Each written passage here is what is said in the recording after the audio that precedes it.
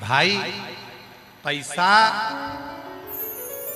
पैसा तो एक वैश्या के घर में भी होता है, पैसा तो एक पापी के घर में भी होता है, धन तो एक वैश्या के घर में भी होता है, धन तो एक पापी के घर में भी होता है, धन तो एक गलत काम करने वाले व्यक्ति के घर में भी होता है। पर उसका धन कभी ना तो शिव महापुराण में लग पाता है, उसका धन ना कभी शंकर के भंडारे में लग पाता है, उसका धन ना कभी की भूखे के भोजन में ना प्यासे के पानी में लग पाता है। अगर तुम्हारा धन कहीं शिव पुराण के भोजन भंडारे में लगा है, अपने आप को किस्मत वाला समझना कि हमारा पैसा पैसा नहीं रहा, हमारा पैसा लक्ष्मी हो गया है, हमारा पैसा लक्ष्मी। ये धन नहीं रहा, लक्ष्मी हो गया। चरण है, माता के चरणों को नमन करा, आशीर्वाद मिला, पिता के चरणों को नमन करा, आशीर्वाद मिला, गुरु चरणों का दर्शन कर, आशीर्वाद मिला, शिव चरण का दर्शन कर, आशीर्वाद मिला। अब कई माताओं के मन में आ जाता है कि शंकर के चरण का दर्शन हमें कहां हो सकता है।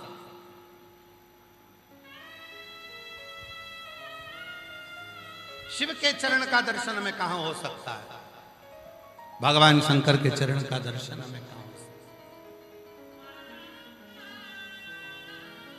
कितने लोगों को भगवान शिव जी के चरण का दर्शन करना है? हाथ उठाओ जरा। सबको करना है शिव जी के चरण का दर्शन? बस तो फिर यहां से जाते जाते कर लेना। कहां होगा? किसी बेलपत्र के पेड़ के नीचे जाना, उसकी जड़ का दर्शन करना मेरे शंकर के चरण का दर्शन है।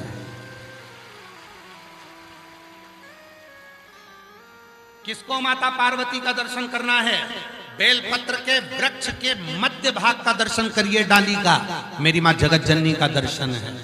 किसको? भगवान गणेश का दर्शन करना है।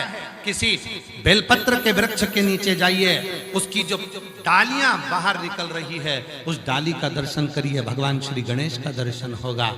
और किसको? माता लक्ष्मी का दर्शन करना है। भगवान शंकर के दरवाजे की चौखट का मात्र दर्शन कर लीजिए, लक्ष्मी का दर्शन होना प्रारंभ हो जाता है। ये दर्शन है,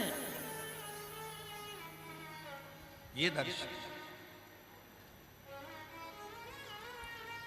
शिव के चरण का दर्शन, बेलपत्र के वृक्ष की जड़ का दर्शन।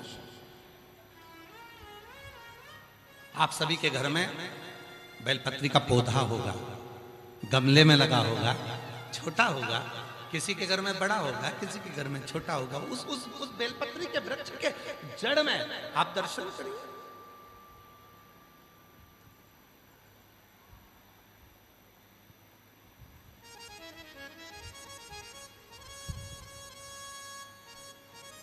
और जहां बेलपत्री का पेड़ होता है, वृक्ष होता है, उसकी जड़ में जब शिव चर्चा हो, भगवान शंकर का स्मरण हो, भागवत हो, रामायण हो, गीता हो, स्मरण हो, वो सुख देता है, आनंद। अभी हमारे संगेश्वर वाले आए तो हमने उनसे कहा तुम्हारे घर में हम रुके थे, तो तुम्हारा घर तो है, घर बड़ा है और बगीचा भी थोड़ा सा है, ऐसा बड़ा सारा बगीचा तो नहीं, फिर भी तो उनके घर में बेलपत्र का पौधा लगा है। तो हमने उनसे भी कहा कि हम राघव को भेजेंगे तुम्हारे यहाँ बेलपत्री के पेड़ के नीचे शिव पुराण सुनाने के लिए।